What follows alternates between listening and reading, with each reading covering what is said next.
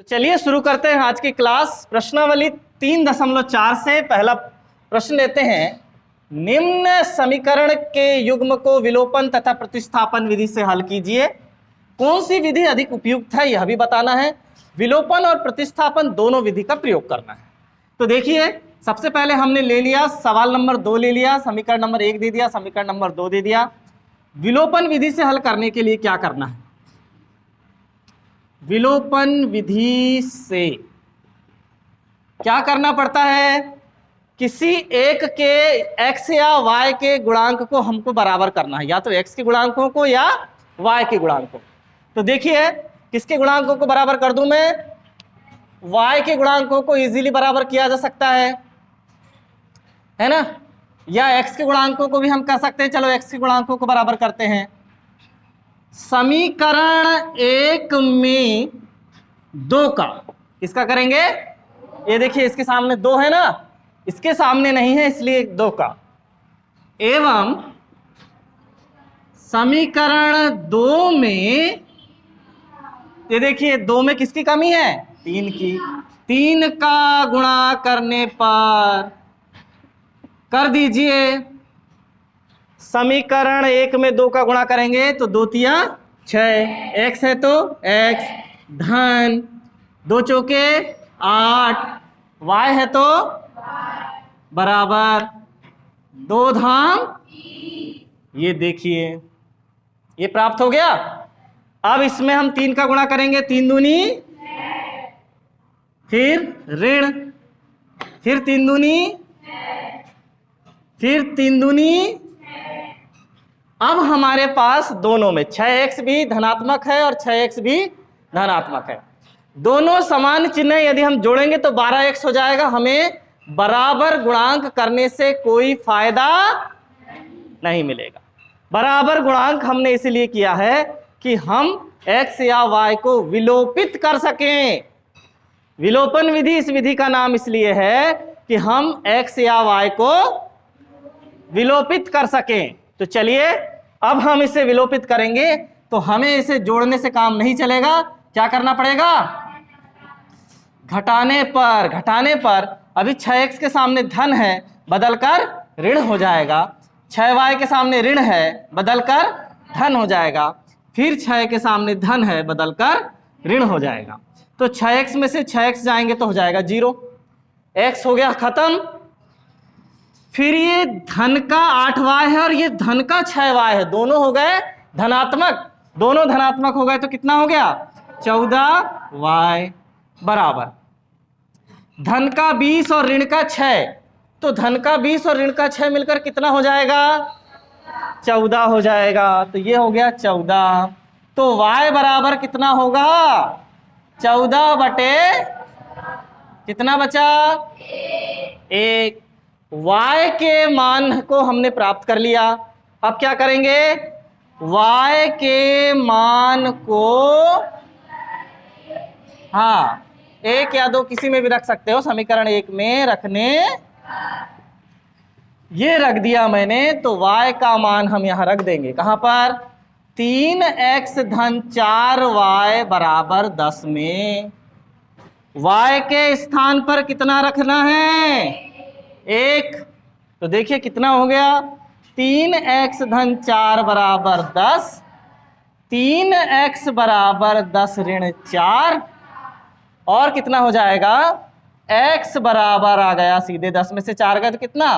6, और बटे x के सामने जो 3 है वो चला जाएगा नीचे। कितना आ गया? तो कितना आया आंसर हमारा? x बराबर 2 और y बराबर, ये हमें प्राप्त हो गया। x बराबर 2 और y बराबर 1। चलिए, अब हम इसी सवाल को लेंगे प्रतिस्थापन विधि से। प्रतिस्थापन विधि से जब हम इसी सवाल को करेंगे तो हमारा समीकरण 1 हम फिर से ले लेते हैं। क्या है? 3x धन 4y बराबर 10 और 2x ऋण 2y बराबर 2। ये हमारा समीकरण 1 था, ये हमारा समीकरण नंबर 2। ठीक है। जो सरल समीकरण है उसमें से हम x या y किसी एक को अकेला कर देते हैं। किसको अकेला कर दें? सरल कौन सा समीकरण दिख रहा है? हाँ, समीकरण 2 से। कौन सा समीकरण लिया हमने? क्या है? 2x ऋण 2y बराबर 2।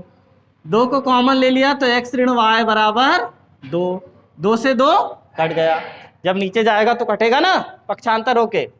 अब मैं किसी एक को अकेला कर देता हूं, x को अकेला कर देता हूं। एक बार कटा है। आप चाहो तो इसको ऐसा कर सकते हो। ये 2 कहां जाएगा? देखिए, इस 2 का हम पक्षांतर करेंगे तो x ऋण y बराबर 2/2। कितना आया? 1। तो x बराबर क्या होगा? x बराबर क्या होगा? 1 धन या y धन, दोनों धनात्मक है। आप 1 धन y लिख दो या y धन 1 लिख दो। इससे लगा दिया डिब्बा समीकरण नंबर 3 लगा दिया। समीकरण 3 से x के मान को देखिए, हमने 2 से निकाला x का मान, तो 2 ही में तो रखेंगे नहीं हम। किस में रखेंगे? अब 1 में। अब जिस विधि से हम कर रहे हैं उस विधि का नाम आना चाहिए। क्या लिखना पड़ेगा यहां? प्रतिस्थापित करने पर। रखना ही प्रतिस्थापित करना कहलाता है। कर दीजिए, जहां x है उसकी जगह में कुर्सी में जाकर कौन बैठेगा? 1 धन y बैठेगा। तो रख दीजिए। ये यहां पर हमने रखना है 3x धन 4y बराबर 10 है, और x का मान हमारे पास 1 धन y है। x की जगह को देखो मैं खाली कर रहा हूं। पहले x की कुर्सी हम खाली करेंगे, वहां पर लाकर x के मान को अब रखेंगे। कौन है x का मान? ये क्यों किया? क्योंकि 2 चर वाले रैखिक समीकरणों में से किसी एक का मान निकाल पाना संभव नहीं है यदि समीकरण में दोनों हैं तो। अब हमने पूरे समीकरण को किस चर के रूप में बना लिया है? y के रूप में बना लिया है। अभी वो x और y दोनों के रूप में था, लेकिन अब हमने उसे किस रूप में बना लिया है? y के रूप में बना लिया है। तो y का मान इजीली प्राप्त हो जाएगा। देखो, 3 एकम 3 धन 3y धन 4y बराबर 3y और 4y मिलकर कितना हो गया? 7y। 10 में से 3 गया तो कितना बचा? तो y बराबर हमें देखिए 7y बराबर कितना प्राप्त हो गया? 7। तो y बराबर कितना प्राप्त हुआ? 7 बटे कितना आया? अब इस y बराबर 1 को हम इस समीकरण 3 में रख देंगे। 1 2 3 हम कहीं भी रख सकते हैं। तो यहां पर मैं लिख देता हूं कि y के मान को समीकरण 3 में रखने पर, यहां रख दीजिए y के मान को। x बराबर 1 धन y, x बराबर 1 धन y का मान कितना है? 1। तो x बराबर कितना आ गया? 2। तो हमें आंसर क्या प्राप्त हुआ? आंसर प्राप्त हो गया x बराबर 2 और y बराबर 1। इस तरह से हम किसी सवाल को विलोपन एवं प्रतिस्थापन दोनों विधियों से हल कर सकते हैं। प्रश्नावली 3.6 के अंतर्गत हम पढ़ेंगे 2 चरों के रैखिक समीकरणों के युग्म में बदले जा सकने वाले समीकरण। यानी कुछ विशिष्ट प्रकार के समीकरण होते हैं जिन्हें हम 2 चरों के रैखिक समीकरण में बदलकर हल कर सकते हैं। तो यहां पर हम देखेंगे उदाहरण नंबर 18, निम्न समीकरण युग्म को रैखिक समीकरणों के युग्म में बदलकर हल कीजिए। तो चलिए हम उसको रैखिक समीकरण के युग्म में कैसे बदलेंगे देखते हैं। हमारे पास ये हो गया समीकरण नंबर 1, ये हो गया हमारे पास समीकरण नंबर 2। अब हम इसमें जो भी अचर राशि है उसको अलग कर लेंगे। तो उसको अलग करके कैसे लिख रहा हूं मैं, देखिए आप। 5 को मैंने अलग किया 1 बटे x ऋण 1 धन 1 को अलग किया तो 1 बटे y ऋण 2। 1 तो रहेगा ही, जब गुणांक हम बाहर भी निकालते हैं तो भी शेष तो बचता ही है, बराबर 2। वैसे ही यहां पर देखिए 6 को अलग किया तो ये बचा 1 बटे x ऋण 1 ऋण 3 को अलग किया तो 1 बटे y ऋण 2 बराबर 1। ये जो हमें प्राप्त हुए इनके भी नाम दे दो, समीकरण 3 और समीकरण 4। अब हम एक नई चीज पा रहे हैं यहां पर। क्या पा रहे हैं कि ये जो गुणांक निकालने के बाद जो बचा है, पहले समीकरण का पद और दूसरे समीकरण का पद सेम है, यहां भी पहले समीकरण का पद और दूसरे समीकरण का पद सेम है, तो क्यों ना हम 1/x ऋण 1 को 1/x ऋण 1 को p मान ले और 1/x ऋण y ऋण 2 को q मान लें। तो चलिए हम क्या करते हैं, माना 1/x ऋण 1 बराबर p एवं 1/y ऋण 2 बराबर q।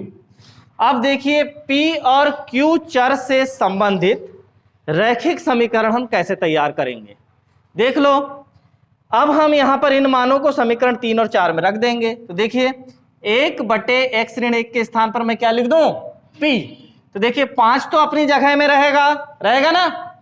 1/x ऋण 1 के स्थान पर क्या आ गया, धन अपनी जगह में है, 1 अपनी जगह में है। 1/y ऋण 2 के स्थान पर क्या लिख सकता हूं, q, और एक q ना लिखकर केवल q लिख दिया मैंने, बराबर 2। समीकरण नंबर 5। अब ये देखिए 6, 1/x ऋण 1 को क्या लिख सकता हूं, ऋण 3, 1/y ऋण 2 को क्या लिख सकता हूं, बराबर, ये हो गया समीकरण नंबर। बस अब इसको विलोपन विधि से हल करना किसको नहीं आएगा बताओ, सबको आएगा। तो देखते हैं कैसे सबको आएगा। 6 है यहां पर और यहां 6 5 दिए हुए हैं, या तो हम 6 और 5 को बराबर कर दें, या यहां पर q के सामने कितना है और इसके सामने कितना है, तो 1 और 3 को गुणांकों में बराबर करने में ज्यादा सुविधा है, इसलिए हम q के गुणांकों को बराबर करने का प्रयास करेंगे। q के गुणांकों को बराबर करने के लिए क्या करना पड़ेगा, समीकरण 5 में 3 का और समीकरण 6 में 1 का गुणा करने, लिखिए समीकरण 5 में 3 का एवं समीकरण 6 में 1 का गुणा करने पर कर दीजिए। यहां पर कर दिया मैंने किसका, 3 का, कर दो। 3 5 15p, फिर धन 3 एकम 3q बराबर 3 दूनी 6। और समीकरण 6 में 1 का गुणा किए हैं तो जैसे का वैसे ही रहेगा, 1 का गुणा करने से कोई फर्क पड़ता है क्या, तो 6p ऋण 3q बराबर 1, जैसे का वैसा। अब हम देख रहे हैं कि जो गुणांक हमने समान किया है वो गुणांक, ये देखिए 3 3 हो चुके हैं, q q हो चुके हैं और उनमें असमान चिन्ह भी है। यदि असमान चिन्ह है तो हमको केवल जोड़ना बस पड़ता है, जोड़ने पर, क्योंकि चिन्ह बदलने की जरूरत नहीं, असमान है ऑलरेडी, वो कट जाएंगे। चिन्ह कब बदले जाते हैं, जब घटाते हैं हम, तब। 15 और 6 मिलकर कितने हो गए, 21p बराबर 6 और 1 मिलकर कितना हुआ, 7। तो p का मान कितना हुआ, 7 बटे कटकर कितना प्राप्त हुआ, p का मान हमें प्राप्त हो गया 1/3। p के मान को समीकरण, देखिए p q वाले समीकरण कौन से हैं, ये हैं 5वां और 6वां, किसी एक में रख दो, 5वें में रख दो। समीकरण 5 में रख दीजिए। समीकरण 5 कौन है, 5p + q = 2। यहां पर केवल p का मान रखना है, 5 अपनी जगह, p की जगह को खाली कर दिया मैंने। p का मान कितना है, धन अपनी जगह, q का मान नहीं पता, बराबर अपनी जगह और 2 भी अपनी जगह।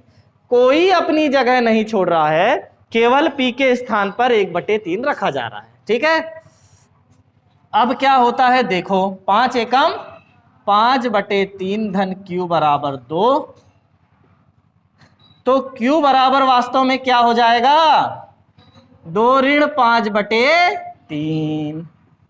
तो q बराबर हमें प्राप्त हो जाएगा, ये देखिए, इसके बटे कुछ नहीं मतलब 1 है, दोनों के बटे 3 लाने के लिए 3 का ऊपर नीचे गुणा करेंगे तो 6 ऋण 5 पूरे के बटे 3। तो q बराबर कितना आया, वाह, p का मान भी 1/3 और q का मान भी। अब p और q हमने वास्तव में किसको माने हैं, 1/x-1 को हमने p माना है और 1/y-2 को q माना है। ठीक है ना, तो हम इसको ऊपर कर देते हैं। देखिए किसको हमने क्या क्या माना है अभी पता चल जाएगा। देखो, चूंकि 1/x-1 बराबर p, तो क्या हो जाएगा p का मान, 1/x-1 बराबर p, 1/x-1 बराबर p का मान कितना है, दोनों के हर ऊपर चले जाएंगे तो अंश कहाँ आएंगे, नीचे। तो एक की हमें हर में कोई जरूरत नहीं है। अब x-1 बराबर कितना हो जाएगा, 3। तो x बराबर कितना हो जाएगा, 3 और ऋण 1 उधर जाएगा तो धन 1, 4 हो गया। x का मान कितना आया। इसी प्रकार 1/y-2 बराबर कितना है, 1/y-2 बराबर q का मान भी कितना है, 1/। तो फिर से ये हर ऊपर जाएंगे और अंश नीचे आ जाएंगे तो क्या होगा, y-2 बराबर 3। तो y बराबर कितना हो जाएगा, तो आंसर क्या प्राप्त हुआ, x बराबर 4 और y बराबर। बस इतना सरल सवाल था। हमारे पास जो समीकरण दिए हुए थे उन्हें हमने रैखिक समीकरण युग्म में बदला और उसके बाद उसे हल किया।